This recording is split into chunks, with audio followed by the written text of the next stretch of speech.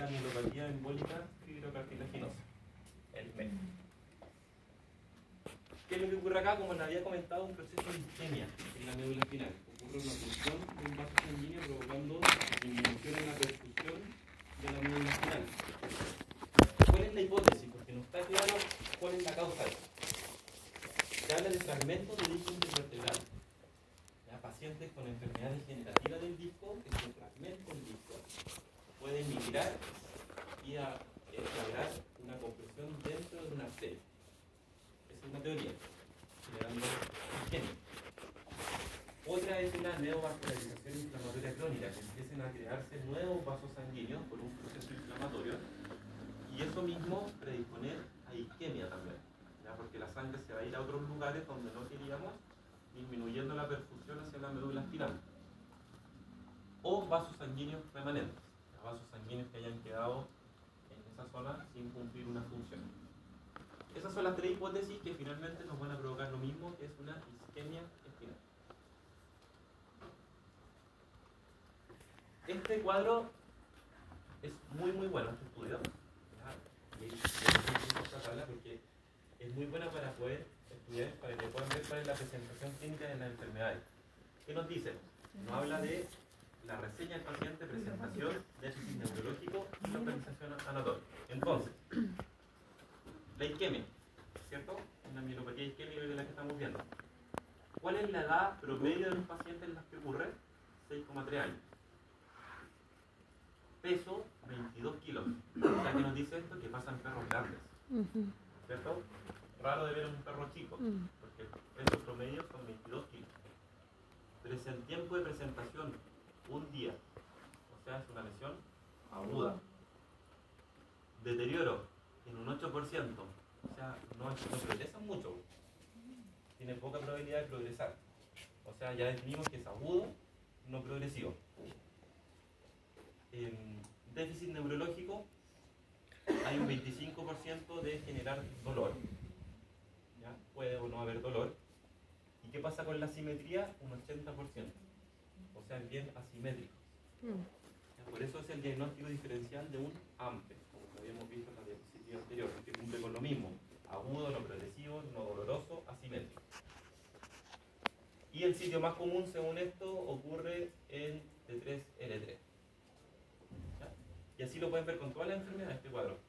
Por ejemplo, la otra que vimos, ¿cierto? La extrusión del disco intervertebral, la tipo 1. Esa pasaba en perros más chicos, ¿cierto? Más chicos de tamaño. Por eso nos dice que el peso promedio son 11 kilos, 7 años de edad. Tiempo de presentación, 2 días. O sea, también es agudo. Pero si progresa, tenemos un 55% de que progresa. Duele mucho, 87%. Asimetría, puede o no puede haber. Sitio más común, también, T3L3. Ahí así con todas las enfermedades, como ustedes pueden ver, cada una tiene su presentación. Por supuesto que estos son datos nomás, cada paciente es distinto, pero estadísticamente nos tenemos que manejar con esto. Por supuesto que van a haber casos que no se comportan así, ¿ya? Pero es el menor porcentaje.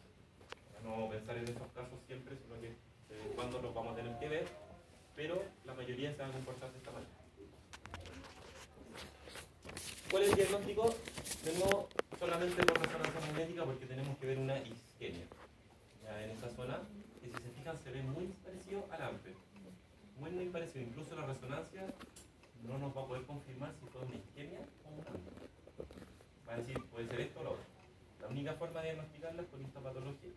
Ahora, ¿de qué nos sirve diagnosticarlo con histopatología? De nada, porque el tratamiento es exactamente el mismo para un AMPE que para un embolismo fibrocartilaginoso. Entonces, ¿para qué vamos a ver cuál de los dos fue? No vamos a tomar una biopsia tampoco de médula espinal, no vamos a abrir la columna, sacar un pedazo de médula. ¿Para qué? No nos va a incluir en nada. ¿Cómo? Sí, este es un diagnóstico diferencial de AMPE. ¿Ya? Ya vamos a ver una resonancia y la resonancia nos va a decir, puede ser un AMPE o puede ser un embolismo. Entonces tampoco nos va a decir cuál de los dos es, pero ya que sepamos que es uno de los dos da lo mismo, porque el tratamiento es el mismo. ¿Y cuál era el tratamiento para el AMPE? ¿Era cirugía? No. Antiinflamatorio, reposo y En este caso, lo mismo. ¿Ya? Nos tenemos que asegurar que le llegue buena sangre a la médula espinal, permitiendo una buena oxigenación, ¿cierto? Que la presión arterial esté bien, buena saturación de oxígeno, y con eso más antiinflamatorio en los primeros días. Pero en estos casos, cuando los pacientes no requieren cirugía, aquí la rehabilitación es tan fundamental.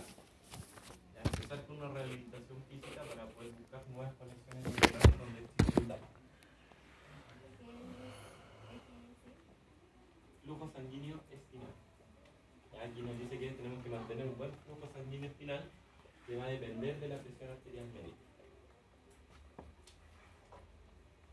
Recuerden que lo que pasa cuando tenemos isquemia o hipoxia, finalmente nos va a generar un fallo en la mitocondria, van a disminuir nuestra cantidad de ATP, va a haber una apertura de los canales de calcio. ¿Qué pasa cuando ingresa calcio a las células?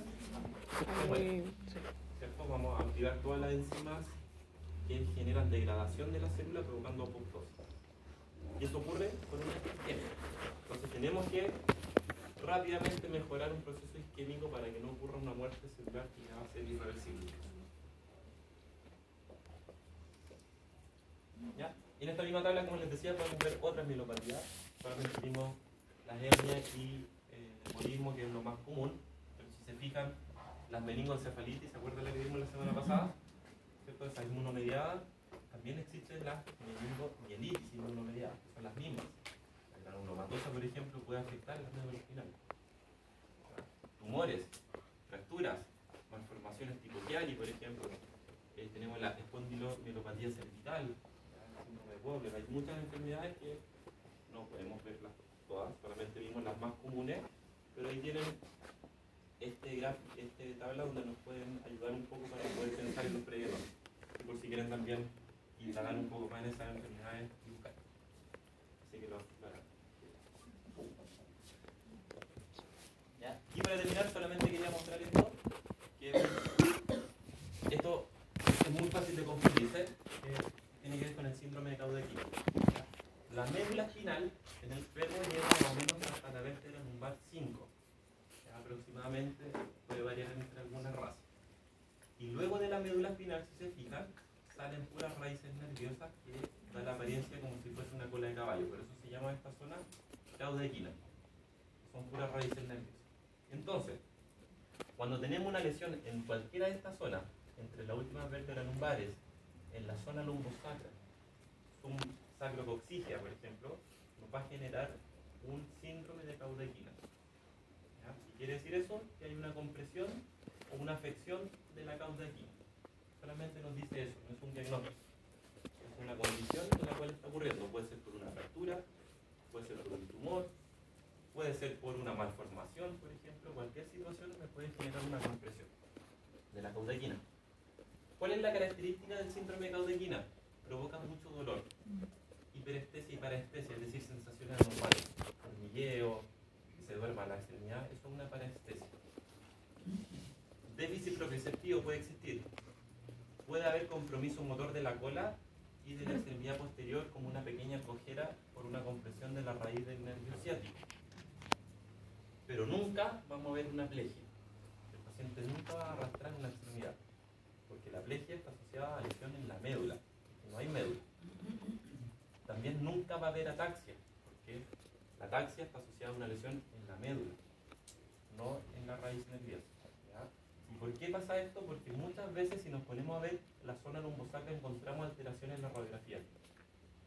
En un paciente parapléjico a lo mejor encontramos una lesión acá, pero esa lesión no es la que está generando el problema. Tenemos que investigar cuál es una comorbilidad. Entonces, siempre la clínica es la que manda. Si nuestro examen neurológico dice que el paciente tiene una lesión de 3L3, da lo mismo lo que está pasando acá. O sea, no es que da lo mismo, puede tener un tumor ahí súper feo a lo mejor, pero no es el causante de la lesión. ¿Ya? Eso es lo que tienen que grabar. El reflejo puede estar normal o disminuido, ya el patelar a veces un poco aumentado, pero es bien subjetivo. Y el reflejo perianal, el tono anal, también puede estar un poco más disminuido, afectando un poco la parte de la micción y de la defecación. Pero son casos muy, muy avanzados y estadísticamente también un poco probables. ¿Claro?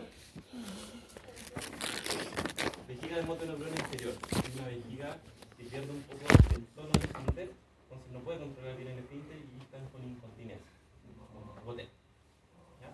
Pero también es muy raro, tiene que ser una enfermedad ya muy avanzada.